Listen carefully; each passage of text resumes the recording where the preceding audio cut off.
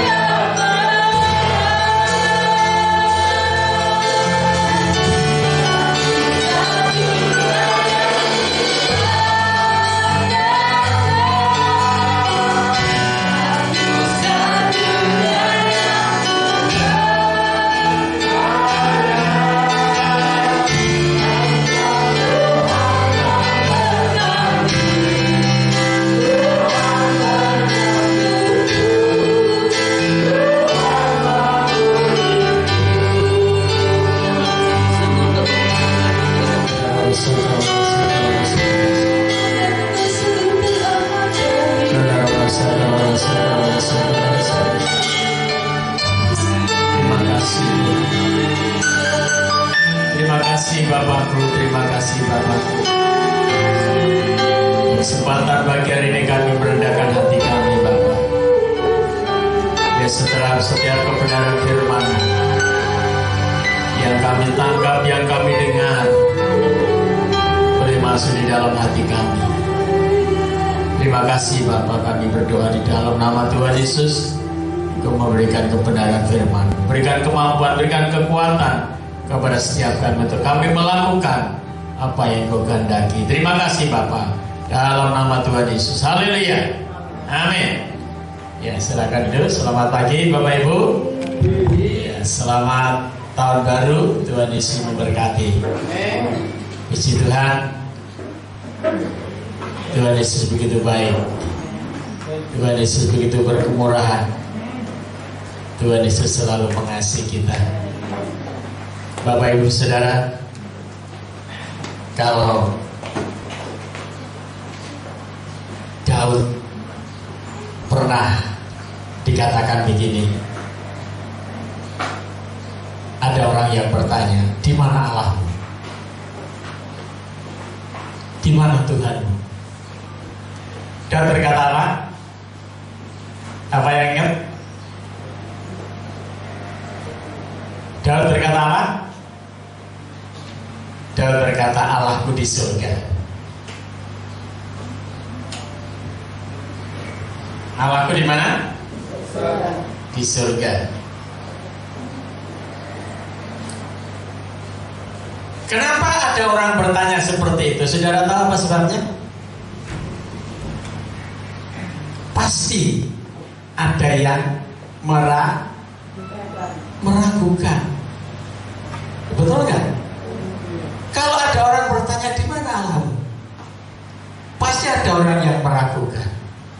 Orang lain boleh meragukan, tetapi kita tidak akan meragukan. Allah kita di surga. Dalam alam rohnya, Dia menyertai kita sampai akhir zaman. Gak main-main saudara.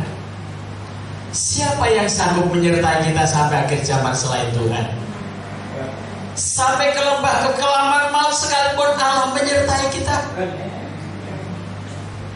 Mengapa kita harus ragu? Kalau Rasul Paulus berkata mengucap syukurlah dalam segala hal, itu enak terus ya? Saudara pernah baca berapa kali Paulus dipukuli?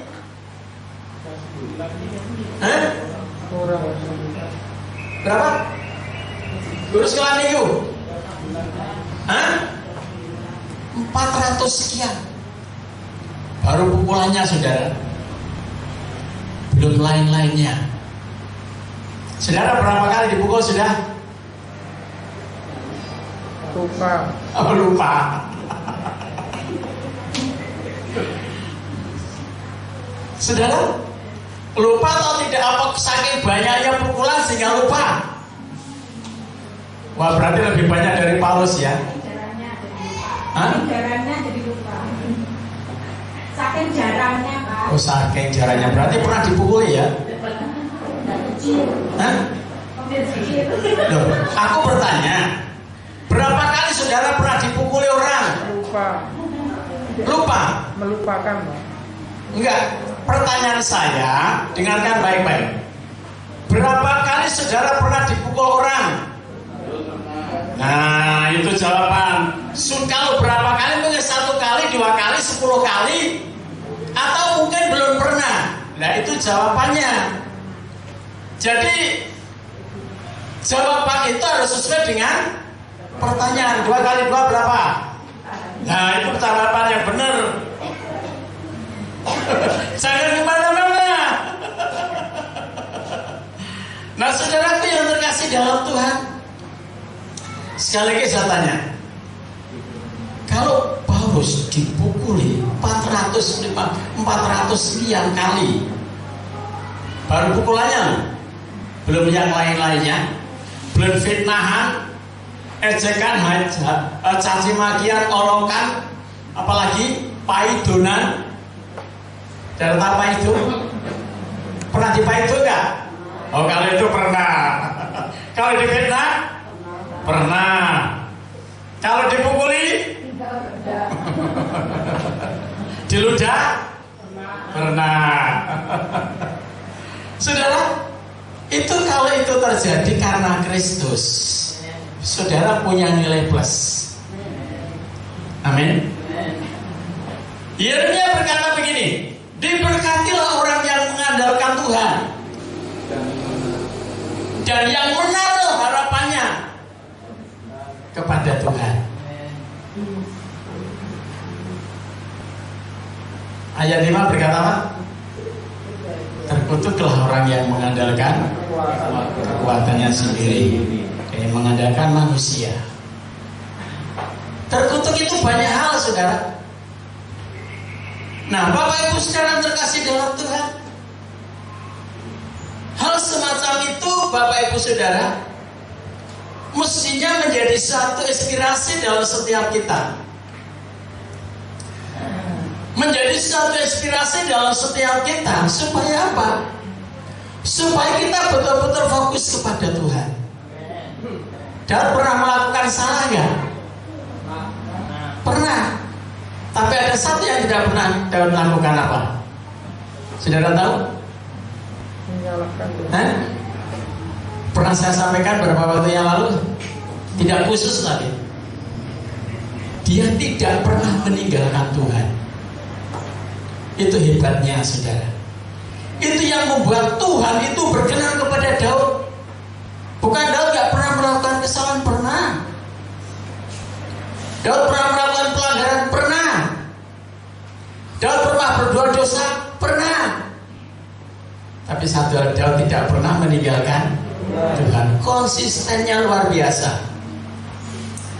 Nah, oleh sebab itu Bapak Ibu saudara, Bapak Ibu, hal yang prinsip itu harus menjadi satu dogma bagi kita.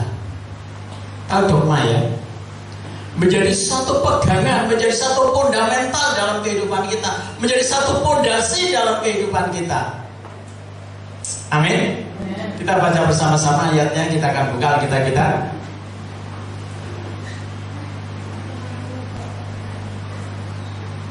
Ayat untuk tahun baru.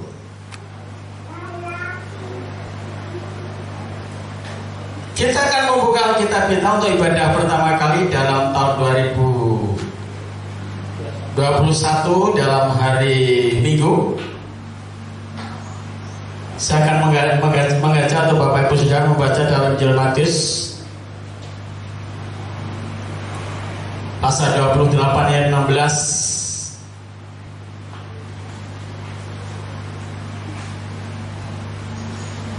28:16 sudah ketemu?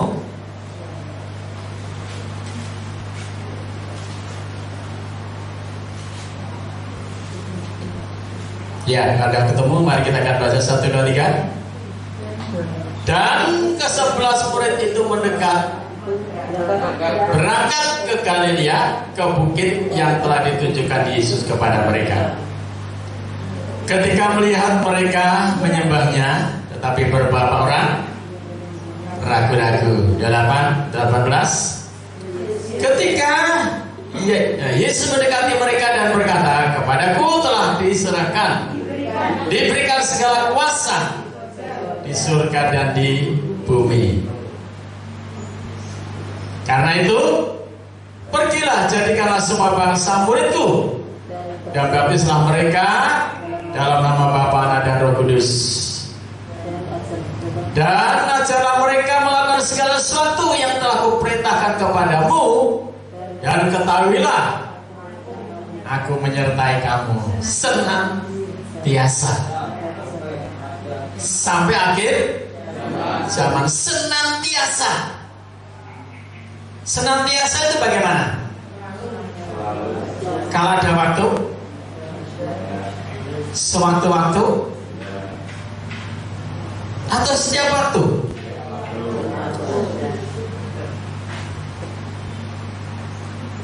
Ada kata begini, berdoalah setiap waktu, berdoalah sewaktu-waktu, berdoalah kalau ada waktu. Mana yang benar? A, B, atau C? Yang A berkata apa? Yang sering kita lakukan apa? A, B, atau C?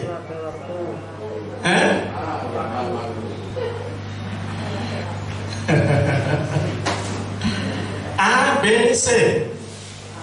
Yang C atau B? Yang A. Amin.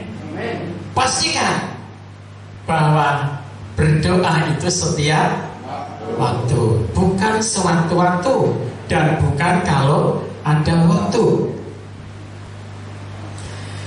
Nah, kenapa? Karena Tuhan itu menyertai kita bukan sewaktu-waktu, bukan kalau ada waktu, tetapi senantiasa. Seperti kita bernapas, itulah penyertaan Tuhan kita. Pastikan bahwa selagi kita masih bernapas, Tuhan masih menyertai kita. Amin. Selagi kita masih bernapas, Tuhan masih menyertai kita. Itu firman Tuhan. Jadi pengertian senantiasa itu berarti selagi kita masih bernapas, Tuhan masih menyertai kita. Sampai akhir zaman, sampai akhir hayat, Tuhan menyertai kita. Nah, kita baca satu lagi, Yesua pasal 1 ayat 7, 8, dan 9. Om Didi bisa menolong saya untuk membacakan.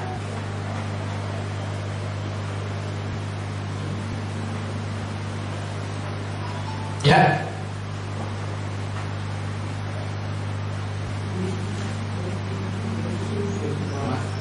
Atau mungkin yang lain.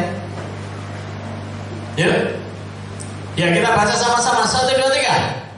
Hanya kuatkan dan teguhkanlah hatimu dengan sungguh-sungguh, bertindaklah hati-hati sesuai dengan seluruh hukum yang telah diperintahkan kepadamu oleh hamba Musa.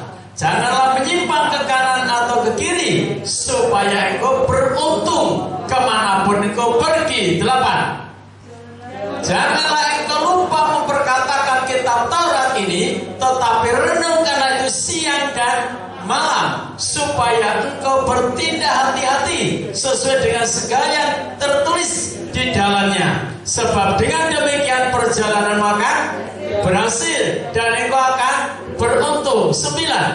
Bukankah telah aku perintahkan kepadamu, kuatkan dan teguhkanlah hatimu, jangan kecut dan tawar hati, sebab Tuhan Allahmu menyertai engkau kemanapun. Wow, luar biasa. Ya, karena kadang-kala ada orang yang menyalahgunakan ayat ini, saudara. Kadang-kala. Nah, kemanapun engkau pergi, Allah Tuhanmu menyertai engkau. Ya, kemanapun engkau pergi, selagi saudara punya hasad, punya hasrat, punya niat, punya kehendak, punya kemauan untuk pergi, Tuhan menyertai. Amin. Nah, saudaraku, jangan kecut dan tawar hati. Saudara tahu kecut? Kalau buah kecut rasanya seger. Kalau wajah kecut, kalau hati yang kecut, saudara, kecut itu saya membaca dalam kamus bahasa Indonesia itu seperti menciut. Kecut itu menciut, mengkerut, ya, menyempit, mengalami satu penyempitan. Nah, kata penyempitan ini, saudara, hati-hati kalau namanya penyempitan jantung, saudara. Ya, penyempitan jantung itu bahaya, saudara. Apalagi penyempitan iman, apalagi penyempitan pengharapan, apalagi penyempitan kasih. Itu sangat berbahaya sekali, saudara. Nah, jangan sampai terjadi penyempitan iman. Ya, iman kita harus kuat, tabah, tegar. Bukan tidak ditambahin tekuk ya. Tegar. Tegar itu kuat. Punya pendirian yang kokoh. Nah, saudaraku yang terkasih di dalam Tuhan, jangan kecut, jangan tawar hati. Tawar hati itu bagaimana? Tawar hati padha karo ora percaya kabeh. Tawar itu artinya tidak dapat dirasakan, tidak bisa merasakan penyertaan Tuhan. Itu namanya tawar hati. Tawar hati itu tidak merasakan penyertaan Tuhan, tidak bisa merasakan pemeliharaan Tuhan, tidak bisa merasakan kasih sayang Tuhan. Itu namanya tawar hati. Bangsa Israel setelah Yosua mati, dia mengalami jatuh bangun, jatuh bangun, jatuh bangun. Ya. Lebih banyak dia menyimpang dari kebenaran Tuhan. Lebih suka dia menyembah berhala-berhala yang ada di sekitar mereka daripada dia menyembah Tuhan. Itu yang dialami oleh bangsa Israel. Dan di mana bangsa Israel itu mulai menjauh dari hadapan Tuhan, Alkitab mengatakan keadaan semakin memburuk. Saudara, saya selalu katakan begini, saudara. Dan ini menurut saya suatu yang praktis. Ya. Hidup manusia itu di atas bumi ini punya tugas yang pertama adalah untuk menyelesaikan masalah. Kenapa? Karena manusia hidup itu, saudara, tidak ada manusia hidup yang tanpa masalah. Berulang-ulang saya sampaikan, orang nggak punya anak masalah. Loh, betul nggak? Punya anak juga masalah. Loh, betul apa enggak? Waktu mau lahir masalah enggak? Masalah. Nggak bisa lahir? Masalah. Setelah lahir? Setelah gede? Sampai mati, saudara. Manusia hidup itu tidak ada yang tanpa masalah. Jadi jangan takut menghadapi masalah, tapi takutlah kalau kita jauh dari hadapan Tuhan. Amin. Takutlah kalau kita jauh dari hadapan Tuhan. Manusia hidup tanpa masalah, saya katakan, bagikan langit tak berbintang. Gelap, mendung.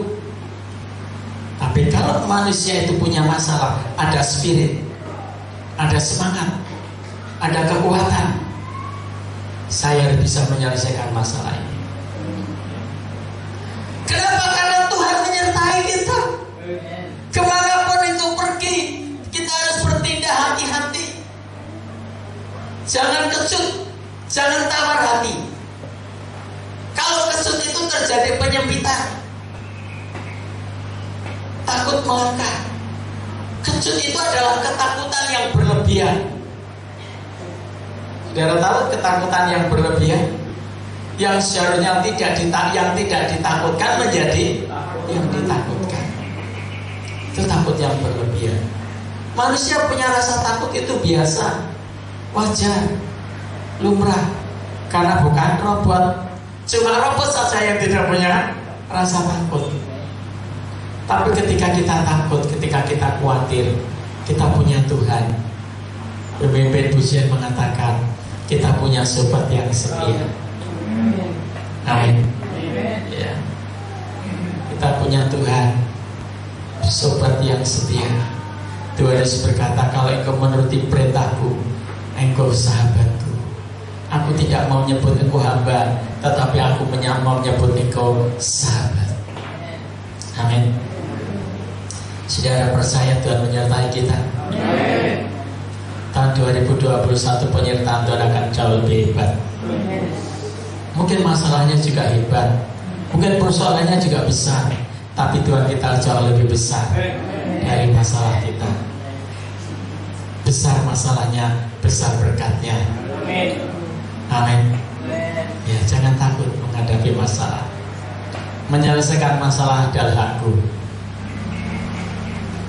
Penyertaan Tuhan itu adalah bagianku. Ya, Yang aku tidak bisa lakukan, Tuhan yang akan lakukan buat kita. Ya, Tuhan tahu kok seberapa kemampuan kita. Tuhan tahu keterbatasan kita, Tuhan tahu. Oleh sebab itu gak usah takut, gak usah khawatir, gak usah minder dengan keterbatasan kita. Saudara punya keterbatasan, saya juga punya keterbatasan.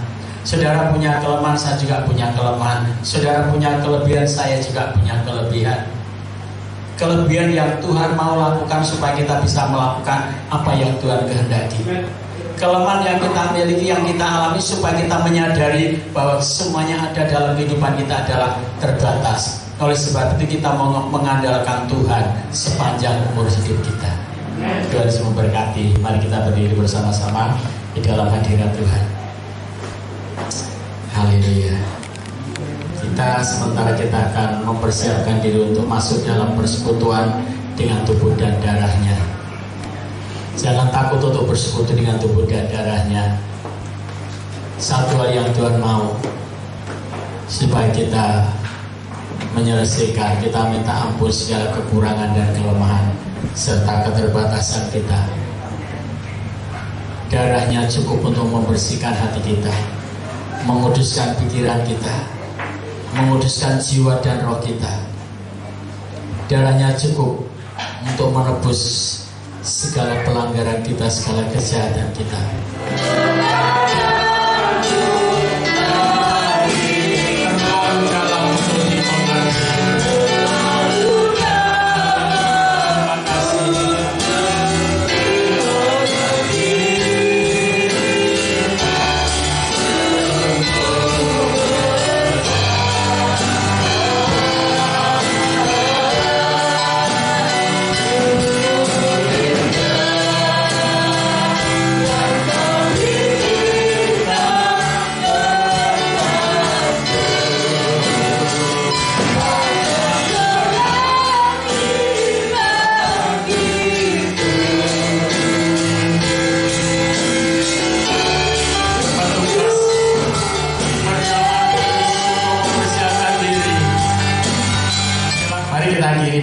Kita akan berdiri bersama-sama dalam hadirat Tuhan.